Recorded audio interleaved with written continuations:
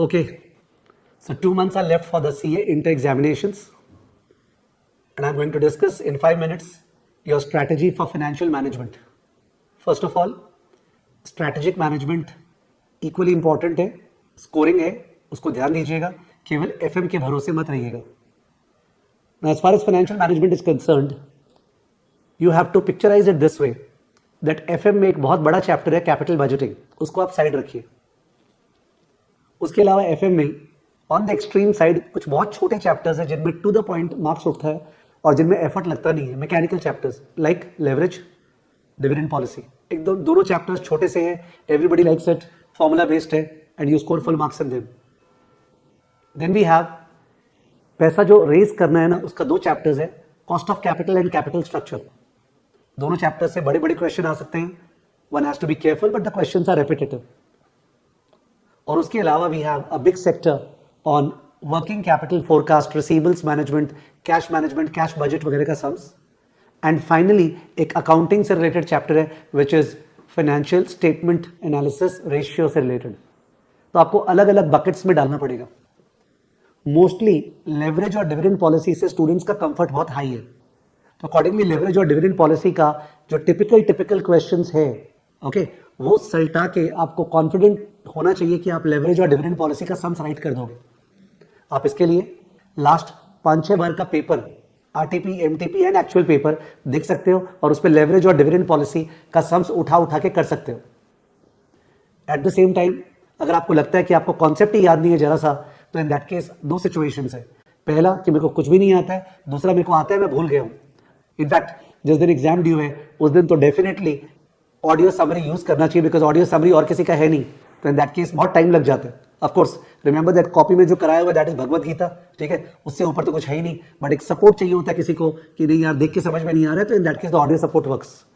तो dividend policy और leverage in दोनों चैप्टर से मिला के करीबन 10 मार्क्स का आने का स्कोप रहेगा, multiple choice plus that you should corner that. उसके बाद नेक्स्ट पड़ाव में आए तो I think you can go to the financial statement analysis वाला चैप्टर जो कि रेशियो से रिलेटेड है.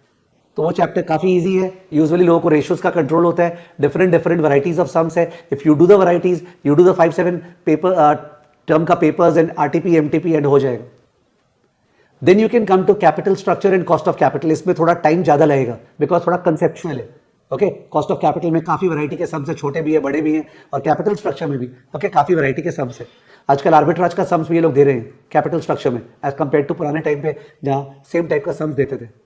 तो इन दैट केस आप कोई पर्टिकुलर टाइप का सम को छोड़िएगा मत. जैसे मेरे को लगता है वो वाला सम जो है ना, जिसमें अपने वो आरओई रिलेशनशिप वाला यूज करते हैं, ROE equal to ROI plus ROI minus interest rate into DY the whole into 1 - t, वो वाला एक पर्टिकुलर टाइप का सम है जो आने का मेरे ख्याल से बहुत ज्यादा चांसेस है. You should have a look at this.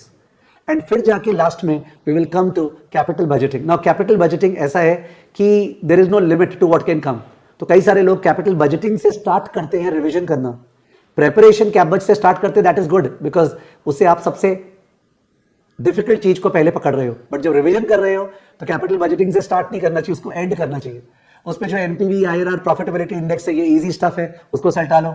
उसके बाद जो ओल्ड मशीन न्यू मशीन का 4-5 सम्स देख लो, ठीक है. उसके बाद जो लाइफ डिस्पैरिटी का सम्स है, okay, whatever people call it, annual capital charge और यूनिफॉर्म एनुअल इक्विवेलेंट, उसका सम्स देख लो. उसके बाद जाके बड़े सम्स में आओ जहां पे पूरा कैश फ्लोज निकालना एंड सम्स करना है. तो कैपिटल बजटिंग को बहुत सिलेक्टिवली अटैक करना चाहिए कि एनपीवी, आईआरआर, प्रॉफिटेबिलिटी इंडेक्स आता है क्या? हाँ यार आता है. चल, उसके बाद अपने को old machine new machine replacement वाला सम आता है क्या? हाँ आता है. उसके बाद लाइफ डिस्पैरिटी का सम आता है क्या? आता है. उसके बाद जाके बड़े वाले सम्स में बाकी में जाए, ठीक है, बिकॉज उस पर कोई लिमिट नहीं है कितना आएगा. सर थियरी देखो, थियरी एफएम में बहुत ईजी है. थियरी के लिए अगर आप लास्ट 5-7 पेपर्स का RTP, MTP and actual paper का थियरी देख लेते हो तो काफी चांसेस है उससे आधा पर्दा थियरी आ जाएगा. एग्जैक्ट तो 100% कांट से, उसके लिए फुल प्रिपरेशन चाहिए, but that's a good way of doing it. Audio summary her chapter का है, 10-15 मिनट में खत्म हो सकता है. Please crack it. आपका लास्ट पेपर एफएमएसएम होता है, तब तक शरीर टूट जाता है, कुछ याद नहीं रहता है, टेंशन हो जाती है. तो in that case you have to ensure that smartness helps you over there and आपका सब कुछ मार्क किया हुआ है, कब क्या करना है, कब क्या नहीं करना है. जितने मॉक एग्जाम देते हो आप उतना बढ़िया. ओके, तो जितना मॉक एग्जाम दोगे उतना बढ़िया. कोई भी वेंडर का, you can take any teacher, anything, if you take more and more mock exam बढ़िया. बट सबसे इंपॉर्टेंस देना आईसीआई के पास पेपर्स को. खुद में मॉक एग्जाम है. कोई बोलता है ना मॉक एग्जाम कैसे दे, अरे पास पेपर्स उठा के पेपर्स देना और मॉक एग्जाम अपने आप हो गया. उस पर थियरी भी हो जाएगा, प्रैक्टिकल भी हो जाएगा. तो in that case this is the way you go about. I think you can score very good marks, but FM का पेपर चैलेंजिंग आता है, मतलब आसान मत समझना, ठीक है. और एसएम को भी इक्वली ध्यान देना. अंत भला तो सब भला. लास्ट पेपर में 70-80 के ऊपर आएगा, आपको बहुत अच्छा लगेगा, and it will ensure that आप पास हो जाएंगे एंड आपका रैंक आने का स्कोप रहेगा. So all the best to you. Thank you.